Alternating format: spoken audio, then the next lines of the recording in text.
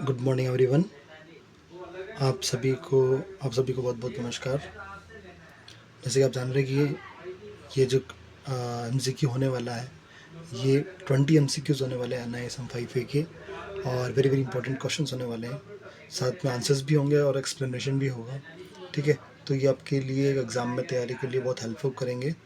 ठीक है, तो चलिए शुरू करते हैं। सबसे पहले बात करते हैं, क्वेश्चन लगभग इस तरह से आते हैं आपके।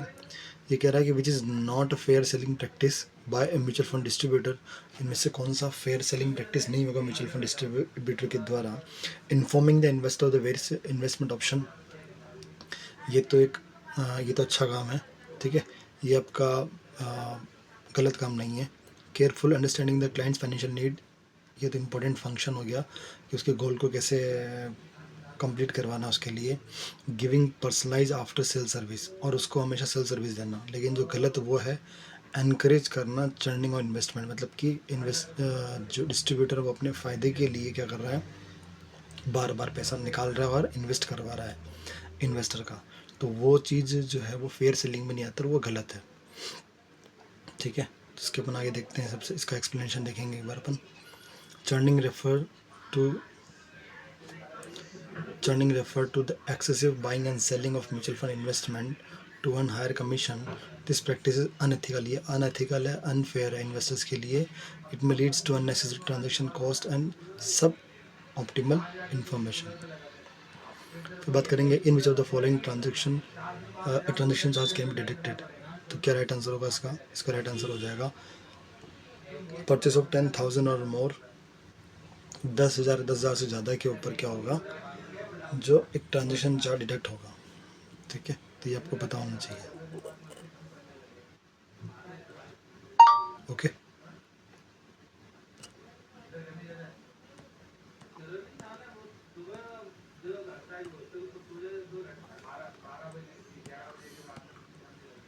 तो चलो नेक्स्ट देखते हैं अपन। इसका एक्सप्लेनेशन पढ़ेंगे अपन। SEBI allows the transaction charge to be deducted for the investment of 10,000 और मोर। सेबी अलाउ करती है ट्रांजेक्शन चार्ज लेना, है ना, 10,000 उसके ज़्यादा के ट्रांजेक्शन पर। This charge means to compensate, और ये जो चार्ज लगता है ये किसके लिए लगता है, कंपनसेट करने के लिए distributor for a service provider. जिस डिस्ट्रीब्यूटर सर्विस प्रोवाइड करता है उसके कंपनसेट के लिए चार्ज लगता है। It is not applicable for smaller investment और purchase made through the stock exchange. ये स्मॉल इन्वेस्टमेंट के लिए नहीं लगता है। ठीक है, नेक्स्ट हम बात करते हैं यहाँ पे। At price can close ended fund be sold. ठीक है, at which price close ended fund be sold, तो कौन से प्राइस पर क्लोज एंडेड फंड जो होते हैं सोल्ड होते हैं। देखो, क्लोज एंडेड फंड कौन से होते हैं कि जहाँ पर पैसा जो होता है वो इन्वेस्ट होता है केवल NFO के अंदर। ठीक है, तो उसका राइट आंसर क्या होगा, at a price which can be higher और लोअर और सेम एज NAV। ठीक है, ये प्राइस क्या हो सकती है, NAV से ज़्यादा हो सकती है, कम हो सकती है, लगभग NAV की जितनी हो सकती है। इसका एक्सप्लेनेशन क्या रहेगा, close ended funds are traded on stock exchanges. The price at which they are sold may vary from the NAV depending on market demand, liquidity and investor sentiments. It can be higher, lower or same as the NAV. ठीक है, देखते हैं who can not invest in mutual fund in India. तो mutual funds में हर एक जना invest कर सकता है, चाहे वो HCF हो, NRI हो या माइनर हो। लेकिन माइनर के केस में क्या होता है कि माइनर डायरेक्टली इन्वेस्ट नहीं कर सकता, क्योंकि इसकी एज जो होती है वो बिलो क्या होती है, 18 होती है, इसलिए। तो यहाँ पर अपन क्या कहेंगे कि माइनर जो होता है वो इन्वेस्ट नहीं कर सकता। माइनर की जगह क्या हो सकता है कि माइनर के जो गार्जियन है वो इन्वेस्ट कर सकते हैं। जैसे अपन यहाँ देखेंगे, minor those under the age of 18 can not directly invest in mutual funds as they can not legally enter into the contracts. ठीक है, they can invest through their guardian, वो अपने गार्जियन की तरह इन्वेस्ट कर सकते हैं। HUF हिंदू अनडिवाइडेड फैमिली की तरह कर सकते हैं। NRI non resident Indians are allowed to invest in Indian mutual funds. Next देखेंगे अपन gold future contract. Gold future contracts क्या होता है, ये आपके जो होते हैं ना, ये gold future contract there are traded in commodity exchanges, है ना, तो ये आपके कमोडिटी एक्सचेंज में ही ट्रेड होते हैं। Gold future contract are standardised contract traded on commodity exchange like NCDEX के अंदर होते हैं आपके national commodity and derivative exchange. MCX की बात करें तो multi commodity exchange. These contracts allow investors to buy, sell gold or future at agreed price. Next one बात करते हैं, for those investor who find it difficult to pay for insurance cover money back policy recommended stay और true और false. तो ये कहना चाह रहा है कि ऐसे इन्वेस्टर, ठीक है, जिनको बड़ी मुश्किल है, difficult to pay for insurance cover के लिए पे करना बड़ा मुश्किल हो रहा है, मनी बैक पॉलिसी रिकमेंडेड, और उनको अपन क्या बोले कि भाई IDCW रिकमेंड कर दे। भाई जो अगर इंश्योरेंस नहीं पे कर पा रहा, हम उसको बोलें कि हम आपको IDCW जो है या मनी बैक पॉलिसी है उसको अपन रिकमेंड करें, तो ये क्या हो जाएगा, आपका गलत हो जाएगा। Money back policy provides regular पे आउट, ठीक है। मनी बैक पॉलिसी क्या होता है, जो रेगुलर पे आउट करता है during the policy term and is best for those needing periodic income, जिनको पीरियडिक इनकम की नीड होती है उसको, not for those who find it hard to pay for insurance, जिनको इंश्योरेंस को पे करने भी बड़ा मुश्किल से हो रहा है। It may not be the best solution of the individuals who struggle with premium payment, it can more expensive compare to the other types of insurance, तो ये उसके लिए ज़्यादा एक्सपेंसिव हो जाएगा। Which of the following is an important aspect of offer document. Offer document के लिए क्या आप क्या मानेंगे कि इसमें से क्या इंपॉर्टेंट होगा, तो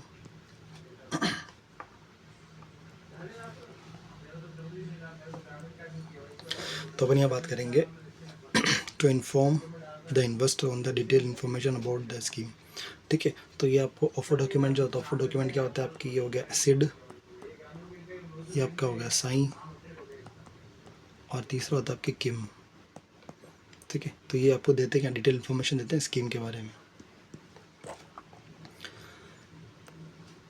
offer document which include this scheme information document SID होते हैं, that provide detailed information about the scheme including its objective, risk, investment strategy. It help investor makes informed decision about their investment, तो वो investment के बारे में बताते हैं आपको। There are very risk profiling tools available on the internet. A financial planner can use any of these as risk profiling is just a process। तो मैं आपको बोलूँगा इसका आंसर होगा गलत, क्योंकि हम इसको अगर अपन बात करें इंटरनेट पे तो बहुत सारी रिस्क प्रोफाइलिंग टूल है, लेकिन हमको क्या रिकमेंड करना है कि कस्टमर का रिकमेंड जिसको करना है वो उसके एज के अकॉर्डिंग करना है, ठीक है, उसके पास कितना फंड उसके अकॉर्डिंग करना है या उसका गोल क्या है, ठीक है, not about the risk profiling tool on the internet, ठीक है। Risk profiling is an crucial process, ये बहुत क्रूशल प्रोसेस होता है टू अंडरस्टैंड समझना एक इन्वेस्टर रिस्क टॉलरेंस को and suitability of different investment option. While online tool can be useful, they have often limitation, उनकी एक limitations होती है। A comprehensive approach considerable various factor beyond this tool is essential for accurate risk profiling. एक investor who has long term view and is looking for capital appreciation, एक ऐसा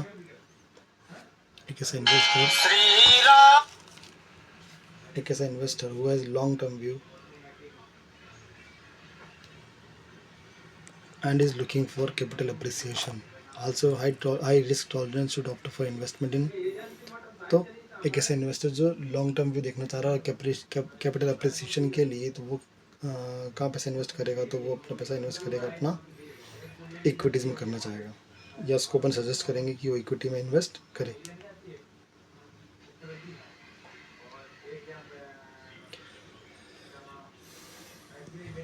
ठीक है, क्यों, इक्विटीज़ ऐसे स्टॉक्स होते हैं that are ideal for the investor with long term origin and high risk tolerance, long term और हाई रिस्क जो ले सकते हैं ऐसे। They tends to offer higher capital appreciation over time despite the volatile in the short term में भले volatile होंगे लेकिन लॉन्ग टर्म में फ़ायदा देंगे। Which document is not required for KYC process by mutual fund investor, तो कौन से जो डॉक्यूमेंट है वो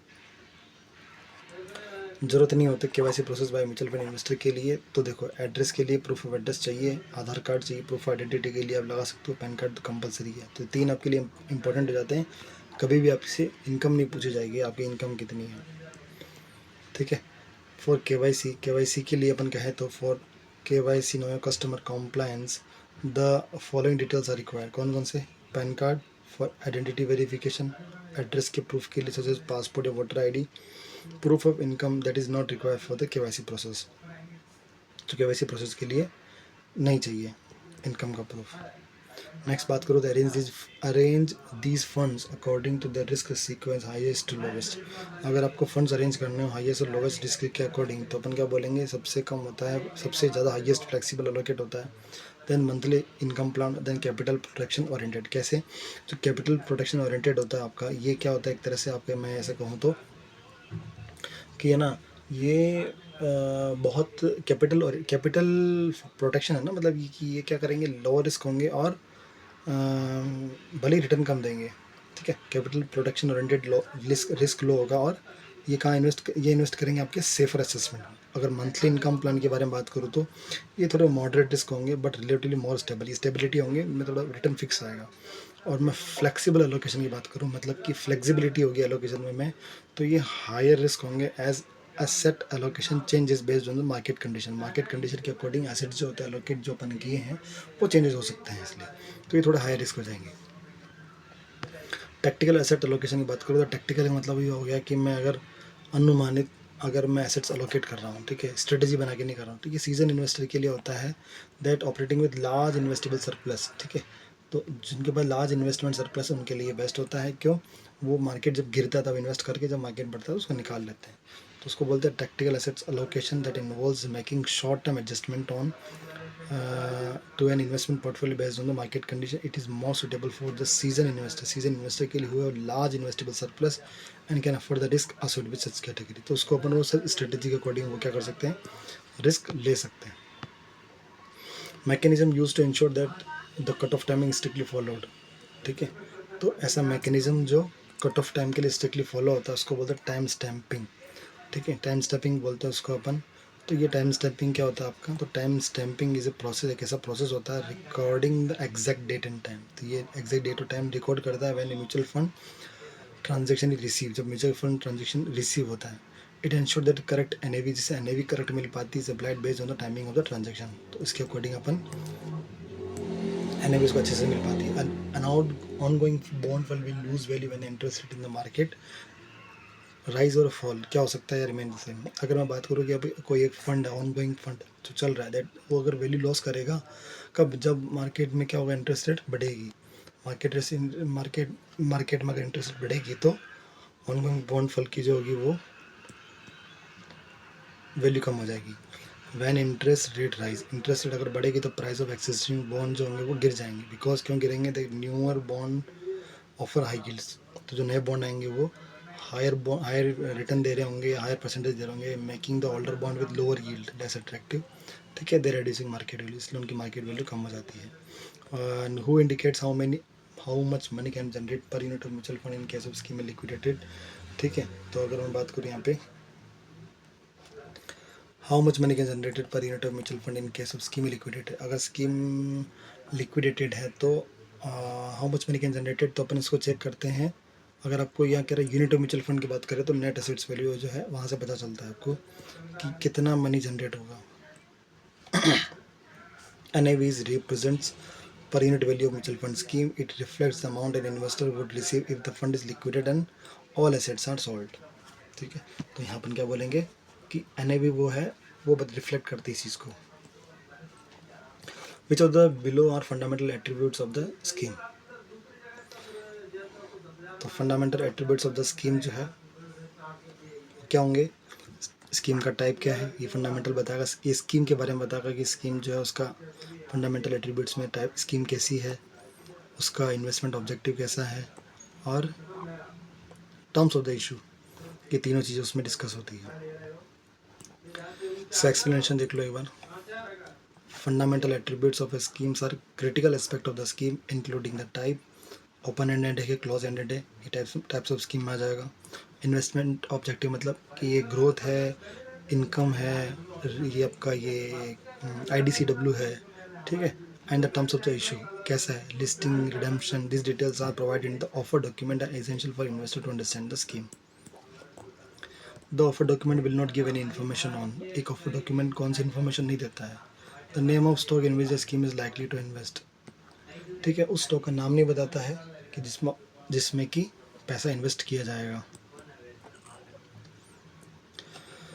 offer document provide detail information, offer जो डॉक्यूमेंट होगा वो डिटेल इन्फॉर्मेशन देगा, रिस्क फैक्टर के बारे में बताएगा, इन्वेस्टमेंट ऑब्जेक्टिव बताएगा, फीचर ऑफ द स्कीम के फीचर्स बताएगा। Does not provide the specific stock नहीं बताएगा in which the fund will invest, as these are decided by fund manager in the real time.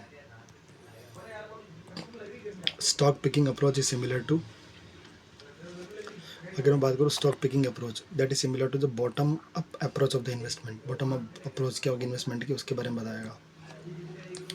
Stock picking focus on selecting individual stock based on their fundamental, this is called bottom up approach. मतलब कि bottom up approach में क्या होता है कि अगर stock pick करें तो मैं पहले कंपनी के बारे में समझूं, एंड देन उसके बाद में इंडस्ट्री, और देन उसके बाद में मैं सोचूं कि कैसी इकोनॉमी है, माइक्रो इकोनॉमी है इसके according. Where the analysing start with the company itself, उसकी परफॉर्मेंस, उसका मैनेजमेंट, बिफोर कंसिडरिंग इंडस्ट्री और micro economic factor. When interest rate rise, जब इंटरेस्ट रेट बढ़ती है, ठीक है, when the interest rate rise, the price of existing bond tends to fall. This is because newer bond for high yields making the older bond for lower yield less attractive, because thus reducing their market value. ठीक है, interest बढ़ेगी तो existing bond की जो price होगी वो गिरेगी, क्योंकि new bond offer high yields making the older bond with the lower yield less attractive, they reducing their market value. तो अपन यहाँ बात करेंगे कि ये बिल्कुल बात जिसकी रिएक्शन जो दे रखा है ये बिल्कुल गलत है। आगे देखते हैं अपन। Actual performance of an index fund can be better और वर्स देन इट्स बेंचमार्क, उसको क्या बोलते हैं अपन। तो ट्रैकिंग एरर क्या होता है कि एक जो आपका बेंचमार्क है और एक जो अभी रिटर्न दे रहा है, उनमें क्या डिफरेंस आएगा, उसी को बोलते हैं अपन ट्रैकिंग एरर। तो tracking error refers to the difference between performance of index fund and its benchmark index due to factors like transaction cost, fund management fees. Difference in how the funds and the indexes are constructed is the key reason why an index fund performance can be slightly better or worse than its benchmark। ठीक है, तो इस according अपन ये पता चलता है अपने को। अगर आपको ये MCQ सीरीज़ बहुत अच्छी लगी है या अच्छी लगी है तो, और ऐसे अगर आपको MCQ क्वेश्चंस चाहिए हो तो आप हमारे चैनल को सब्सक्राइब कीजिए, लाइक कीजिए और कमेंट में बताइए कि आपको आगे ऐसे क्वेश्चंस की सीरीज़ चाहिए। ठीक है, तो हम आपके लिए ऐसे ऐसे बेस्ट सीरीज़ हम लेकर के आएंगे। ठीक है, थैंक यू सो मच।